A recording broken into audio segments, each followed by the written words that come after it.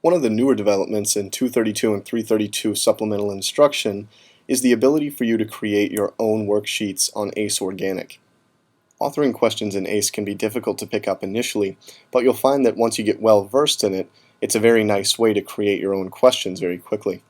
So after logging into the 332 instructor account, you'll see a list of courses that looks like this, and at the top of that list, you'll see 332 supplemental instruction.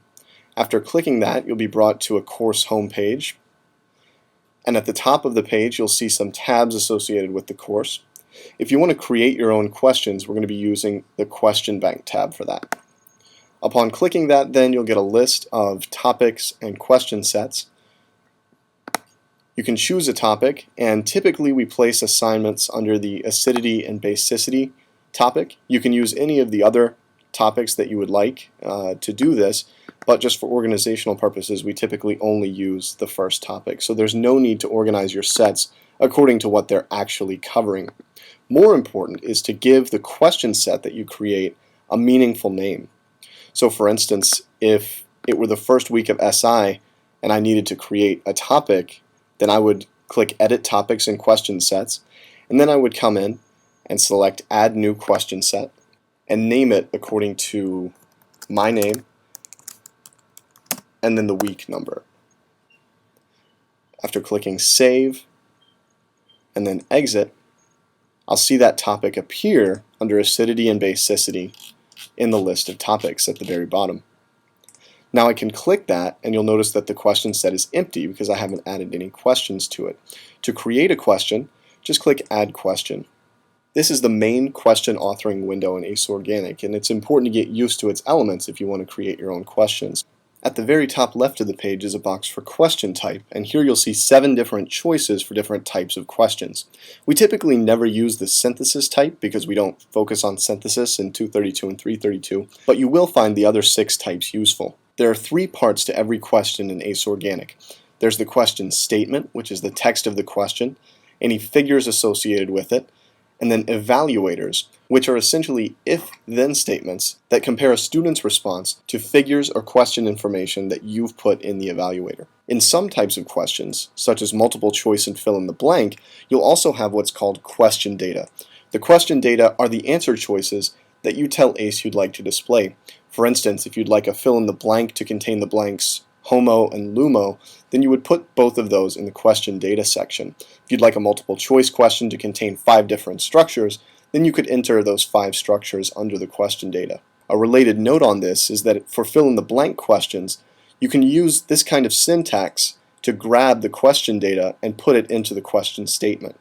So for instance, if I created HOMO and LUMO as question data 1 and 2, then I could create a drop-down menu containing those options by typing 2 open square braces followed by a 1, comma, a 2, and then 2 closing square braces. Here's an example of a very simple structural question. The answer we're looking for is, of course, CH4, but how do we tell ACE that's the exact answer we're looking for? Well, we don't need any figures associated with this question, so we can jump straight to the evaluators. And again, remember that the evaluators are the statements that evaluate student responses. So for each evaluator, you'll need to tell ACE whether the response that you're about to describe is fully correct, partially correct, or wrong. Using this drop-down, you describe the nature of the response that this evaluator is going to apply to. And then finally, you can modify that description using what appears below, and then at the very bottom of the window, you'll want to provide feedback that the student sees when they provide that answer to ACE. For questions involving structures, your second to last evaluator should always be a wrong evaluator describing what the answer is not. So for instance, for this question, we know that the answer will be wrong if the student does not enter CH4. So we can specify a wrong evaluator whose description applies to any answer that does not contain CH4. Now, if the student provides any answer except for CH4, they'll see the feedback that we specify.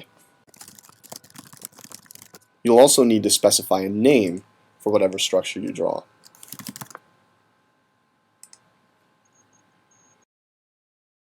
After creating an evaluator that catches all of the wrong answers, We now need to create one that catches the correct answer and tells the student that they're correct.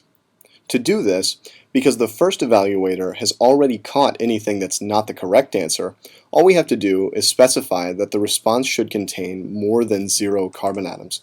This applies to every single response that makes it through that first evaluator. And in fact, because of the way we structured that first evaluator, we know that only methane will make it to this point.